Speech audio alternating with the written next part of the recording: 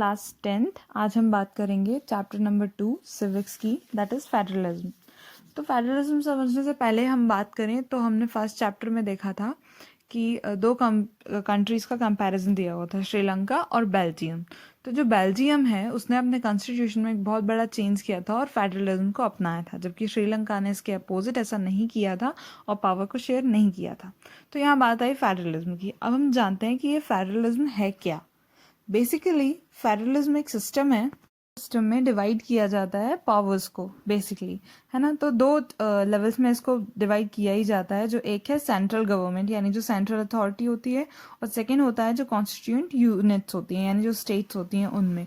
अब जो central authority होती है उसका एक यूनियन गवर्नमेंट का एक रहता है कि जो पूरा देश का नेशनल इंटरेस्ट की जो चीज़ें हैं उन पे वो डिसीजंस लेती है और वो उसके अंडर में आता है, जैसे करेंसी, डिफेंस, इंपोर्ट एक्सपोर्ट, ये सब कुछ आ गया, बिजनेस, ये सब कुछ आएगा नेशनल इंटरेस्ट में। और जो स्टेट्स के अंदर आता है वो डे टू डे की जो चीज़ें आती हैं, जैसे कि लोकल रोड्स हो गई, स्टेट के अंडर का एजुकेशन, पुलिस वगैरह, ये सब कुछ जो है डिसाइड करता है वो स्टेट गवर्नमेंट होती है। तो ये दो लेवल्स हो गए इसके। The state government has powers of its own for which is not answerable to the central government। लेकिन मतलब इसका यही है कि स्टेट गवर्नमेंट के पास फ्रीडम होती है, उसको अपने डिसीजंस के लिए सेंट्रल गवर्नमेंट को आंसर नहीं देना पड़ता है।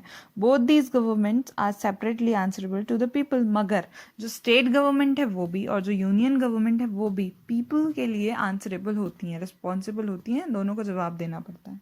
अब हम फेडरलिज्म के कुछ की फीचर्स देखेंगे, जो 7 की फीचर्स हमारे बुक में दिए हुए हैं। तो नंबर 1, सबसे पहले ज़रूरी है फेडरलिज्म के कि लेवल्स हो गवर्नमेंट के, और कम से कम 2 तो होने चाहिए, इससे ज़्यादा हो सकते हैं पर 2 टायर्स गवर्नमेंट ज़रूरी है। फीचर नंबर 2, इन सब का अपना अपना एक ज्यूरिडिक्शन होता है। अब ज्यूरिडिक्शन क्या होता है? एक लीगल अथॉरिटी होती है, जैसे हम ज्यूरिडिक्शन बोलते हैं। जो ज्यूरिडिक्शन है वो भी कॉन्स्टिट्यूशन में स्पेसिफाइड है, दिया हुआ है कि ज्यूरिडिक्शन क्या होता है और डिफाइन किया गया है, कॉन्स्टिट्यूशन में बताया गया है कि किसका कितना ज्यूरिडिक्शन है। फिर फीचर नंबर 4, जो फंडामेंटल प्रोविजंस होते हैं उसे कोई भी लेवल चेंज नहीं कर सकता है, उसको दोनों लेवल का म्यूचुअल अंडरस्टैंडिंग और कंसर्न होना चाहिए, उसके बाद वो चीज़ चेंज हो सकती है अगर कुछ फंडामेंटल प्रोविजंस से रिलेटेड या प्रोविजंस हैं तो। अब फेडरलिज्म के अकॉर्डिंग 2 लेवल्स हो गई हैं गवर्नमेंट की पावर शेयरिंग की। अब इन दोनों में अगर कोई डिस्प्यूट आता है तो उसको सुप्रीम कोर्ट ही सॉल्व कर सकता है। सुप्रीम कोर्ट ये भी जज कर सकता है कि दोनों अथॉरिटीज़ अपना काम ठीक से कर रही हैं, पावर्स का कुछ मिसयूज़ तो नहीं कर रही हैं, यानी इन दोनों के ऊपर सुप्रीम अथॉरिटी जो होती है वो सुप्रीम कोर्ट होता है। अब बात आती है कि इनके जो रेवेन्यू है दोनों लेवल्स के कहाँ से कलेक्ट होते हैं। तो ये कॉन्स्टिट्यूशन में दिया हुआ होता है कि किसका रेवेन्यू का कौन सा एरिया है और कहाँ से उनके पास रेवेन्यू आएगा, और उसको। फीचर नंबर 7, ये जो बहुत इम्पॉर्टेंट है और है कि इसका फेडरलिज्म का 2 ऑब्जेक्टिव्स होते हैं मेन। पहला होता है कि वो नेशनल यूनिटी को बना के रखे, और सेकंड रीजनल डाइवर्सिटी को भी बना के रखे, जो बहुत कॉन्ट्रैक्टरी भी होते हैं।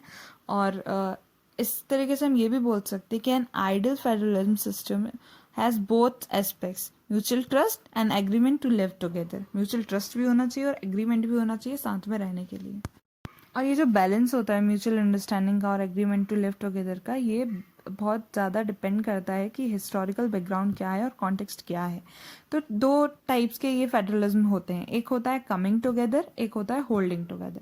कमिंग टुगेदर का मतलब है जब बहुत सारे छोटे छोटे स्टेट्स साथ में मिलके आते हैं और वो साथ में एक कंट्री बनाते हैं, एक नेशन बनाते हैं, और इस तरीके से वो काम करते हैं। जैसे कि एग्जाम्पल में हम दे सकते हैं यूएसए जो है हमारा, यूनाइटेड स्टेट्स ऑफ अमेरिका हो गया, स्विट्ज़रलैंड हो गया, ये सब क्या है, एक छोटे छोटे स्टेट्स हैं जिनने मिलके एक कंट्री बनाई है। वहीं सेकंड टाइप है इसका होल्डिंग टुगेदर, जैसे कि हमारी अपनी कंट्री है, कि हमारी एक बड़ी कंट्री है, उसको हमने कर रखा है कि सबको अपने अपने काम डिवाइड कर रखे हैं, स्टेट्स डिवाइड कर रखी हैं, फंक्शंस डिवाइड कर रखे हैं, तो that is called holding together.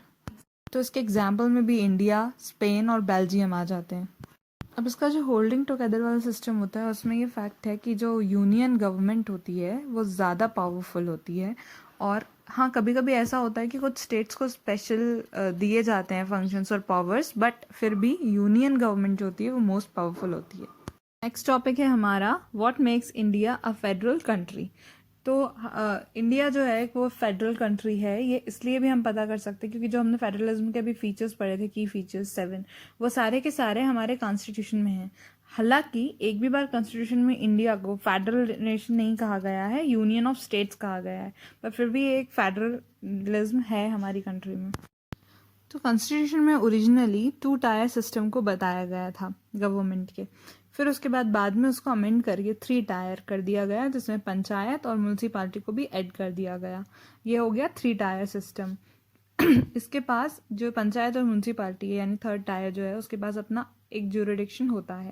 Constitution में ये क्लियरली बोला गया है कि जो लेजिस्लेटिव पावर्स हैं यूनियन गवर्नमेंट और स्टेट गवर्नमेंट के बीच में, उसमें 3-fold डिस्ट्रीब्यूशन होना चाहिए। यानी कि उनको 3 लिस्ट बनाई गई हैं, एक यूनियन लिस्ट, एक स्टेट लिस्ट और एक कंकरेंट लिस्ट। यूनियन लिस्ट में वो सब्जेक्ट होते हैं जो नेशनल इंपॉर्टेंस के हैं, जैसे कि defence, foreign affairs, banking, communication, currency. ये वो सब्जेक्ट होते हैं जिसमें हमें पूरे देश के लिए यूनिफॉर्म पॉलिसी चाहिए होती है। इसी और यूनियन लिस्ट में जितने भी सब्जेक्ट्स होते हैं उन पे केवल और केवल यूनियन गवर्नमेंट ही लॉज बना सकती है। दूसरी लिस्ट है स्टेट लिस्ट, जिसमें लोकल इंपॉर्टेंस के या स्टेट इंपॉर्टेंस के सब्जेक्ट्स होते हैं, जैसे agriculture, police, trade, commerce, irrigation, और इन सब्जेक्ट्स पे केवल स्टेट गवर्नमेंट ही लॉ बनाती है। तीसरी है कंकरेंट लिस्ट। इसमें वो सब्जेक्ट्स आते हैं जो कि स्टेट और यूनियन दोनों के कॉमन इंटरेस्ट के होते हैं, जैसे एजुकेशन, फॉरेस्ट, मैरिज, अडॉप्शन। इस पे दोनों ही गवर्नमेंट यानी स्टेट गवर्नमेंट, यूनियन गवर्नमेंट दोनों ही इन सब्जेक्ट्स पे लॉ बना सकती है। अगर कभी कोई कॉन्फ्लिक्ट आता है तो जो यूनियन गवर्नमेंट ने लॉ बनाया है वो माना जाता है। अभी कुछ सब्जेक्ट ऐसे भी हैं जो ना यूनियन लिस्ट में दिए गए हैं, ना स्टेट लिस्ट में, ना कंकरेंट लिस्ट में, या फिर जो कॉन्स्टिट्यूशन बनने के बाद आए, जैसे कंप्यूटर सॉफ्टवेयर। उन सब्जेक्ट्स का क्या होता है, वो कौन सी लिस्ट में होते हैं? तो उनके लिए एक अलग लिस्ट बनाई गई है, रेजिडरी सब्जेक्ट्स। ये सब्जेक्ट्स होते हैं गवर्नमेंट के पास, यूनियन गवर्नमेंट के पास, उस पर यही लोग लॉज बनाते हैं। फेडरलिज्म में हमने देखा था कि सारी स्टेट्स के पास इक्वल पावर्स नहीं होती, ज़रूरी नहीं कि एक स्टेट के पास जो पावर हो वो दूसरी के पास भी हो। इसीलिए इंडिया में भी सारे स्टेट्स इक्वल पावरफुल नहीं है, सबकी अपनी अलग अलग पावर्स होती हैं और अपने अपने एरियाज होते हैं, और कुछ कुछ स्पेशल स्टेटस दिया गया था या दिया गया है। अब कुछ स्टेट्स ऐसी हैं या एरियाज ऐसी हैं इंडिया में, यूनिट्स, जिनके पास मतलब वो बहुत छोटा एरिया है, तो ना तो वो अलग से एक स्टेट बन सकती हैं वो यूनिट्स, और ना उन्हें किसी में मर्ज किया जा सकता है। तो ऐसे में उनको सीधे यूनियन जो है वो गवर्न करती है, और उनको हम बोलते हैं यूनियन टेरिटरीज। जैसे एग्जाम्पल के लिए लक्षद्वीप, चंडीगढ़, दिल्ली वगैरह वगैरह। हमने पहले देखा था कि कॉन्स्टिट्यूशन का जो बेसिक स्ट्रक्चर है उसको चेंज इजीली नहीं किया जा सकता, और ये जो पावर शेयरिंग का प्रोविजन कॉन्स्टिट्यूशन में दिया गया है ये एक बेसिक प्रिंसिपल है कॉन्स्टिट्यूशन का। तो इसको यूनियन गवर्नमेंट अगर चाहे तो अपने आप नहीं हटा सकती। इसे हटाने के लिए पहले पार्लियामेंट के दोनों हाउसेस से पास करवाना पड़ेगा 2/3 मेजोरिटी से, और उसके बाद इसे कम से कम आधी स्टेट से पास करवाना पड़ेगा, तो ही हम इस प्रोविजन को हटा सकते हैं। जो हमारे देश की जुडिशरी है, जो कोर्ट्स हैं, वो एक बहुत इंपॉर्टेंट रोल प्ले करते हैं ये देखने में कि कॉन्स्टिट्यूशन प्रोविजंस और प्रोसीजर्स का इम्प्लीमेंटेशन ठीक से हो रहा है या नहीं। अगर कभी ये जो पावर शेयरिंग है इनमें कभी कोई डिस्प्यूट होता है गवर्नमेंट, स्टेट गवर्नमेंट और यूनियन गवर्नमेंट के बीच में, तो उसमें डिसीजन लेने का काम हाई कोर्ट या सुप्रीम कोर्ट करते हैं। यूनियन गवर्नमेंट और स्टेट गवर्नमेंट के पास ये पावर दी गई है कि वो टैक्स ले सकें ताकि गवर्नमेंट चला सके अपने काम, अपनी पॉलिसीज वगैरह चला सके। अब हमारा नेक्स्ट टॉपिक है हाउ इज़ फेडरलिज्म प्रैक्टिस्ड। तो फेडरलिज्म प्रैक्टिस करने के लिए सबसे ज़्यादा मतलब इम्पॉर्टेंट जो चीज़ें हैं उनमें कॉन्स्टिट्यूशनल प्रोविजंस तो हैं ही, साथ में है डेमोक्रेसी। और हमारे इंडिया में भी ये इसलिए सक्सेसफुल हुआ है क्योंकि यहाँ पे कॉन्स्टिट्यूशनल प्रोविजंस हैं, साथ में हमारी जो पॉलिटिक्स है वो डेमोक्रेटिक पॉलिटिक्स है। अब इंडिया में फेडरलिज्म सक्सेसफुल हो उसके लिए हमने क्या क्या अपनाया है अब हम उसे देखेंगे। तो इसमें सबसे पहले है लिंग्विस्टिक स्टेट्स। तो लैंग्वेज के बेस पे जो स्टेट्स का डिवीज़न हुआ वो एक बहुत बड़ा और सबसे पहला टेस्ट था हमारे डेमोक्रेसी के लिए। तो हम उसके अकॉर्डिंग अगर देखेंगे तो 1947 से लेके आज तक हमारे मैप में, पॉलिटिकल मैप में बहुत सारा अंतर आया है। कहीं कुछ स्टेट्स थी वो अब गायब हो गई हैं, कहीं कुछ नई स्टेट्स बन गई हैं, कुछ बाउंड्रीज चेंज हो गए हैं, कभी नेम चेंज हो गया है। तो ये सारे चेंजेस देखने को आए हैं।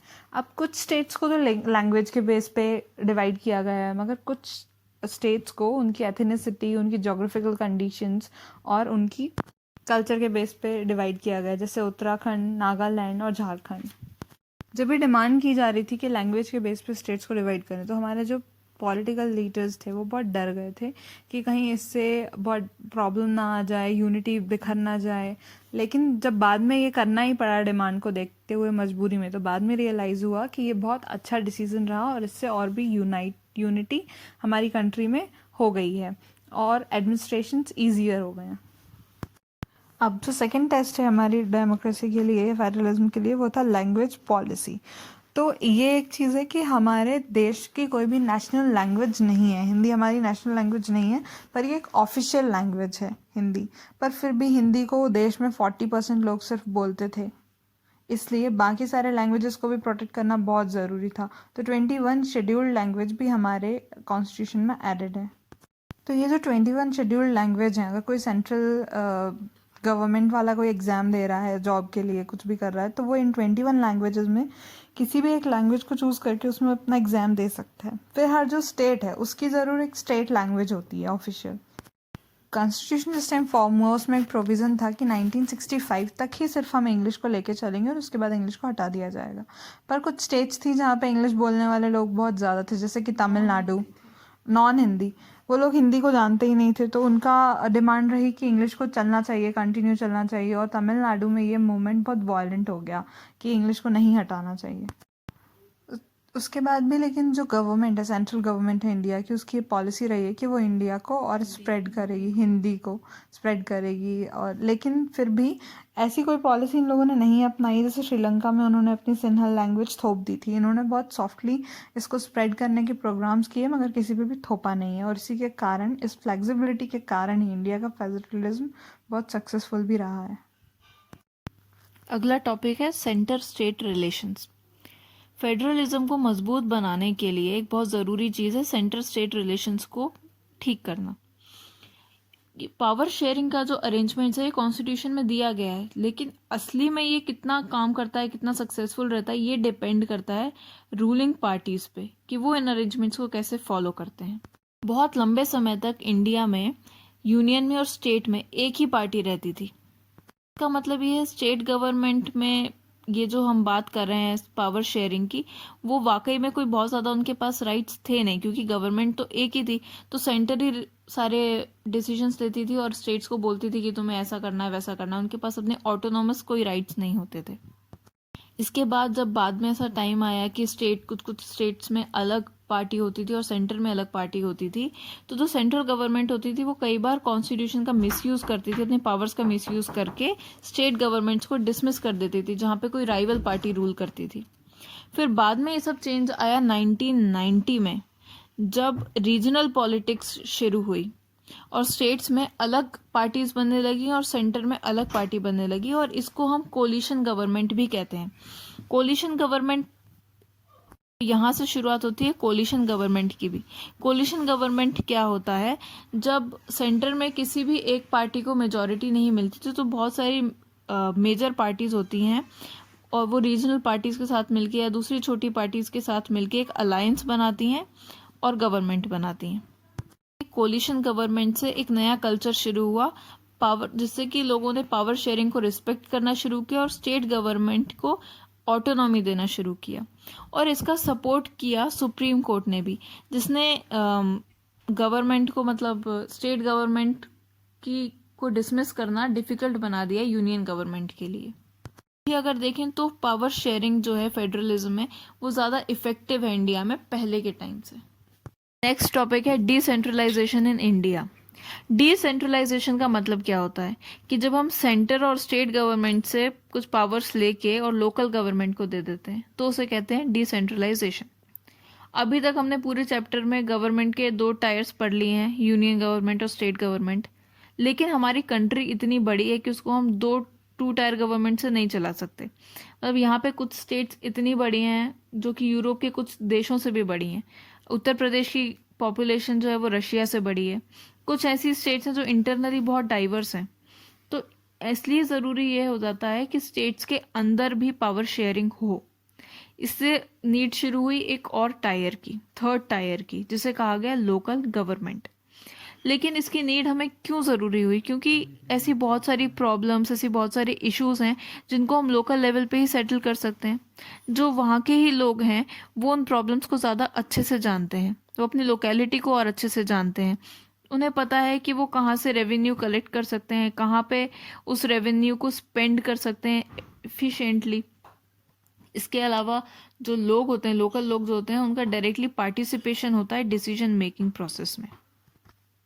हमारे कॉन्स्टिट्यूशन में भी ये रिकॉग्नाइज किया गया है कि डिसेंट्रलाइजेशन होनी चाहिए, और इसके लिए बहुत सारे अटेम्प्ट्स भी किए गए हैं ताकि टाउन्स में और विलेजेस में डिसेंट्रलाइज किया जाए पावर को। और इस वजह से बहुत सारी पंचायत और म्यूनिसिपैलिटीज़ को सेटअप किया गया था स्टेट्स में। लेकिन इसमें एक प्रॉब्लम ये थी कि ये दोनों जो थे वो डायरेक्ट कंट्रोल में थे स्टेट गवर्नमेंट के, और इसमें इलेक्शंस भी नहीं होते थे रेगुलरली, और इनके पास कोई लोकल गवर्नमेंट जो है, पंचायत और म्यूनिसिपैलिटीज, इनके पास खुद के पास कोई पावर्स भी नहीं होती थी। तो इस तरीके से अगर देखा जाए तो बहुत ही कम डिसेंट्रलाइजेशन थी। डिसेंट्रलाइजेशन में एक मेजर स्टेप लिया गया था 1992 में, जब कॉन्स्टिट्यूशन को अमेंड किया गया और ये 3 टायर डेमोक्रेसी को और ज़्यादा पावरफुल और इफेक्टिव बनाया गया। उस समय क्या क्या हुआ था अब हम वो देखते हैं। 1992 के कॉन्स्टिट्यूशनल अमेंडमेंट के बाद ये मैंडेटरी कर दिया था कॉन्स्टिट्यूशन में कि रेगुलर इलेक्शंस किए जाएंगे लोकल गवर्नमेंट बॉडीज़ के। लोकल बॉडीज़ के जो एग्जीक्यूटिव हेड्स हैं उनमें सीट्स रिजर्व की गई हैं शेड्यूल कास्ट के लिए, शेड्यूल ट्राइब्स के लिए और अदर बैकवर्ड क्लासेस के लिए। 1/3 जो पोजीशंस हैं वो विमेन के लिए रिजर्व की गई हैं। हर स्टेट में एक इंडिपेंडेंट इंस्टीट्यूशन बनाई गई है जिसे कहते हैं स्टेट इलेक्शन कमीशन, जो कि पंचायत और म्यूनिसिपल इलेक्शंस को कंडक्ट करते हैं। स्टेट गवर्नमेंट्स को बोला गया है कि वो अब और ज़्यादा पावर और रेवेन्यू शेयर करें लोकल बॉडीज़ के साथ। हालांकि हर स्टेट में अलग अलग इसके लिए रूल्स हैं कि उन्हें कितनी पावर और कितने रेवेन्यू शेयर करने हैं। जो रूरल लोकल गवर्नमेंट है उसको पंचायती राज कहते हैं। एक विलेज या फिर कुछ छोटी छोटी विलेजेस का ग्रुप हर स्टेट में, उसको कहा जाता है ग्राम पंचायत।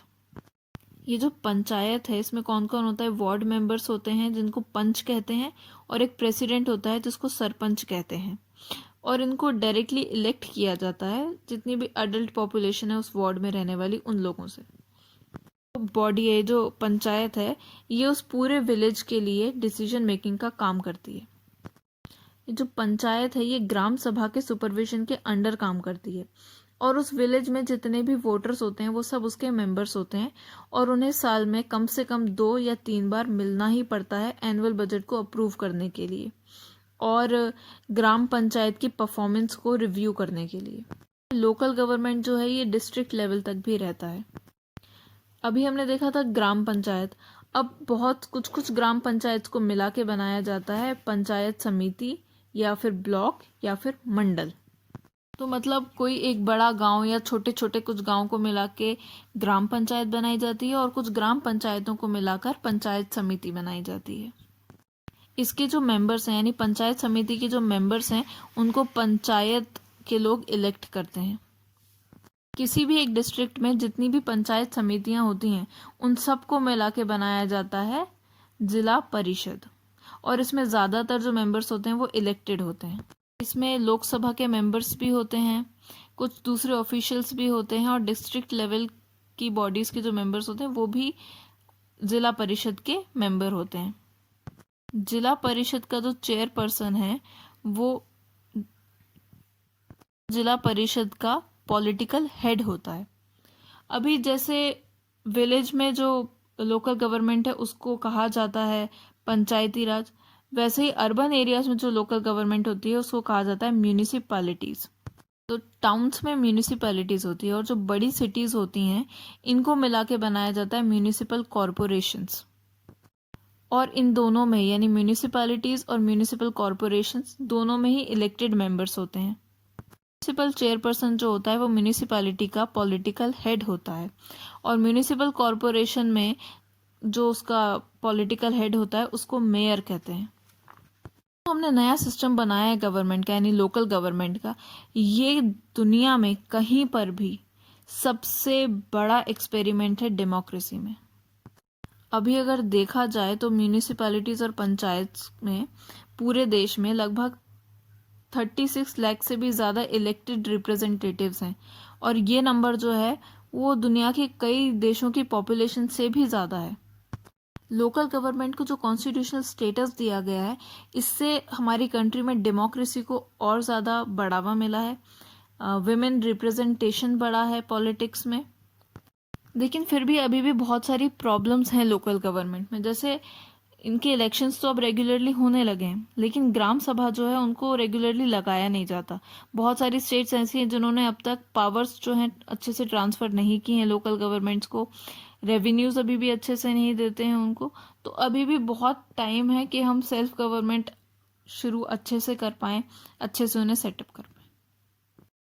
तो ये हमारा चैप्टर नंबर 2 फेडरलिज्म इसमें ख़त्म हो गया है सिविक्स में। और सीबीएसई ने जैसे कि रिड्यूस किया है चैप्टर, सिर्फ 4 ही चैप्टर्स बचे हुए हैं। तो उसमें से फर्स्ट हमारा कंप्लीट हो चुका है और सेकंड आज हो गया है, 2 चैप्टर्स और बचे हैं। उसके बाद हम सिविक्स का पूरा टेस्ट ले सकते हैं कभी भी। तो उसमें जो भी डाउट्स हैं वो आप लोग कमेंट सेक्शन में लिख सकते हैं या अपने व्हाट्सएप ग्रुप जो है सुपर सीनियर्स उसमें मैसेज कर सकते हैं, इस सब में जो भी कुछ समझ ना आए उसके लिए।